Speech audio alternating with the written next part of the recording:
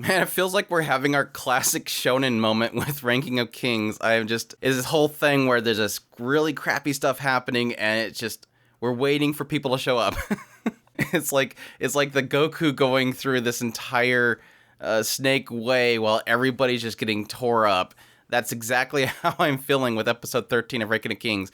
Thankfully, they're pretty much there, but not quite. But just not good. Just not good. Even though the fact that they just arrived to stop Oaken, there's still this aspect of, they stopped to wait for Desper because obviously, according to Desper, they can't do it alone. They need Desper with them. So yeah, really, really crappy episode because of how stressful I guess it is. But I guess it's that whole aspect of creating that tension and then that really good feeling of somebody arriving that they need. So we'll see. We'll see. But yeah, interesting opening up this episode with a little more insight into kind of what we were getting into at the end of the last episode of Miranjo claiming that she just wants the ruin of the entire country. But still, the aspect of wanting to see Bose's dreams come true. So apparently Bose's dreams are to destroy the entire country. I don't know. It seems like you're a little bit contradictory there, Miranjo, but I guess it's to what she thinks that Bose needs. I don't know. The fact that it's just country is what keeps kind of sticking for me. But it does have, apparently, Dorsch believing that Miranjo, the rumors are true that she apparently was the one that was at fault for the death of the first queen, which would make sense because, as we see with some flashbacks, she was wanting Bose to have another child to increase his lifespan, and he said, no, look, giants, they can only have one child. He claims they are doomed to perish like the gods because they can only have one child, so thus they can't really reproduce, in a large scale. So that would make sense, and it makes sense as to why she would want to bring in healing. And possibly makes sense to her being the one that killed the first queen. If she wanted Bose to have another child, and he can't because they can only have one child, obviously she would probably get the queen killed so that he would get another wife and thus have another child. So that they didn't really kind of get too much in detail with that. It was pretty much just her finding out about that, and then immediately, here's another wife. So I guess that's that. But again, it goes back to that whole idea where I don't necessarily see her having some sort of connection to healing specifically, just that she brought healing in to have a child and now wants to get rid of healing because healing will get in their way. But yeah, some pretty nice little insight in there. But yeah, following that, pretty much just a bunch of them getting the crap beat out of them. Just all these monsters being sent in, a lot of these assassins being sent in, all to take down Dorsch. Apparently this new lady, An, I don't remember seeing An before. I'm guessing that it was just, An was a part of the group that she brought in to help the kingdom. Because I don't think An was with them before. So maybe just somebody that An knew in the past. She's obviously very much so pushing really hard to save her life, so obviously she's special to her in some way. But during all this stuff, really having Appius, I don't know what to do with Appius. Appius is kind of in the same area right now for me as Bose. Like, just, I don't know what I think of you anymore. He's obviously standing by. He claims that he has sworn, loyalty to Miranjo. At the same time, he's extremely conflicted because he's watching all these comrades of his and healing all falling, and he can't do nothing about it. So it does really bring up the picture of, like, where does your loyalties lie? I mean, I guess it implies, based on the back history stuff, that Miranjo is one of the first people that he swore faith to. I mean, yeah, I can probably see the first being to Bose, then to Miranjo, and then to, his comrades and possibly healing. I guess they never really implied that he swore any loyalty to healing herself, but he's obviously conflicted there. So it's like that whole aspect of, well, who are you loyal to? It obviously seems like you're swearing loyalty to so many people. Where does it stop? And so that's his conflict that he's in right now. And despite the fact that he wants to serve Miranjo, he's still stepping up. He's still attacking to protect them, but then still allowing it to happen. It's like he wants to, and he's conflicted. Miranjo's at least allowing him and allowing this final moment for them to fight back. But in the end, she's like, I'm going to give one more time, basically. I'm going to give them a little more of a chance, and that's it. I don't want you to, disobey me ever again. So, I don't know. I really liked Appius at the very beginning because he was the only one in the wake of Boji being thrown out that was standing up to everything. And now he's literally on the other side of the battlefield. So it's like, choose your side, dude. Choose your side. We did have a brief moment where Oaken went after healing and really got bad. I mean, he took out An. Again, she was able to heal her.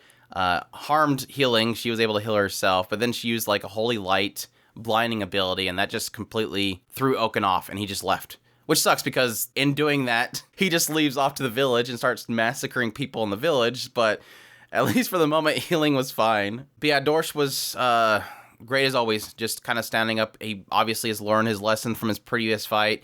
He's put all these blades inside of his outfit there in order to fight back against the beast. But that obviously did not hold up for very long, as everything else kind of included into the mix with all the criminals just kind of threw things through a loop. But yeah, once Moranjo leaves, that's when it seems like they all decide to turn on her again. And in the wake of that, as Oppius is about to beat the snot out of all of them, Zoku shows up again. And Zoku was technically one of the ones that Oppius, I believe, had noted early on that he couldn't really quite get a sense of Zoku. Zoku was kind of a wild card. And we haven't really seen Zoku do anything besides just kind of apologize and kind of mediate, keep people kind of, you know, stop fighting. And then it's implied based on these final scenes that Zoku, again, is trying to apologize to Oppius, and he takes that opportunity to harm Oppius in some way. Or I don't know if he was just distracting him while somebody else attacked him, but it's implying that Zoku himself did something to take down Oppius, and then again, run off with Moranjo. It'll be interesting to see what exactly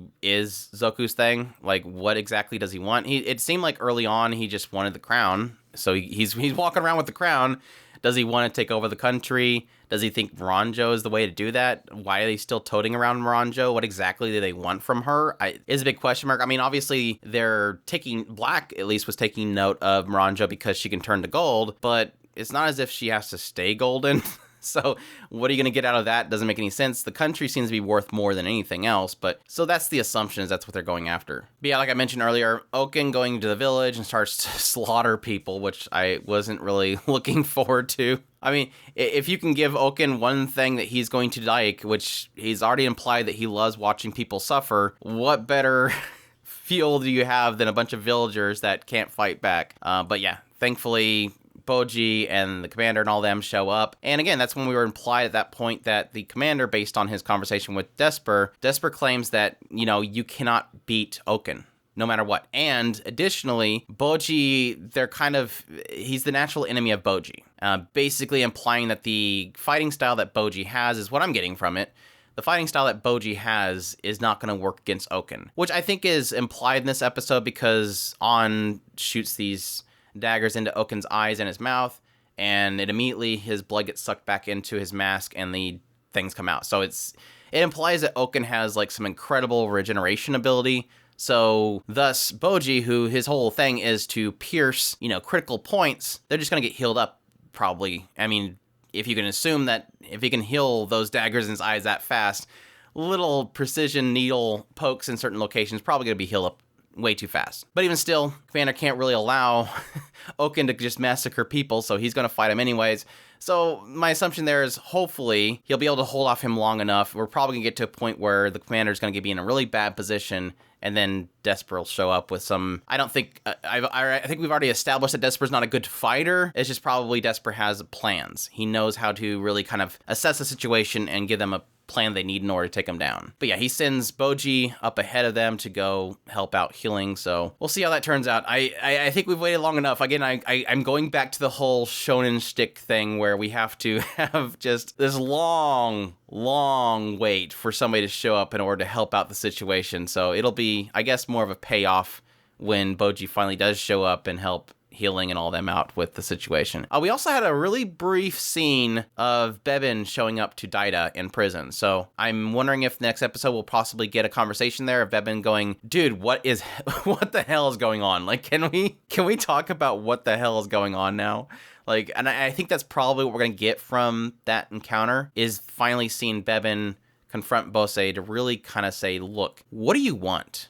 And I think that's what we're going to get from that conversation. I think that's going to be a really nice reveal as to what the hell at least Bose wants to do, besides going with the flow. It's like that whole problem of like, Bose apparently wants to go with the flow, which is what Moranjo wants, and Moranjo wants what apparently she believes that Bose wants. So it's like, at some point we got to establish exactly where is this origin set at. But again, my mind's going towards the OP and all that kind of stuff that we're going to establish with what Moranjo really wants. Maybe, and I think that's where my mind is going with at this point, is that I think Moranjo wants what Bose wanted before he met his wife, his first wife. He had this mentality of becoming the strongest and all the kind of stuff.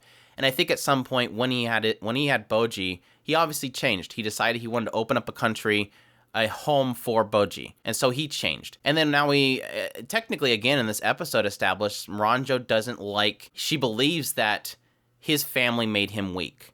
And so she wants to get rid of it. So again, it goes from Bose wanted to be strong, he had a child to become stronger, he becomes, a father basically, settles down, and now Moranjo wants him to go back to how he used to be. How he was when they were together and they were talking about making him the strongest person. So hopefully it's not that simple, but it's kind of where I'm leaning towards. But yeah, super excited for the next episode. I want to say that if we don't see Boji show up and help healing, I'm going to be extremely furious because I want to see Boji in action now. We've had an entire episode, we had an entire first episode of this core really just having them traveling and recap, and then now we have this episode of nothing but them traveling and just dire situations. I need that payoff now, but we'll see. I'll definitely be here to do my impressions on episode 14 when that comes around, but that's my thoughts of 13.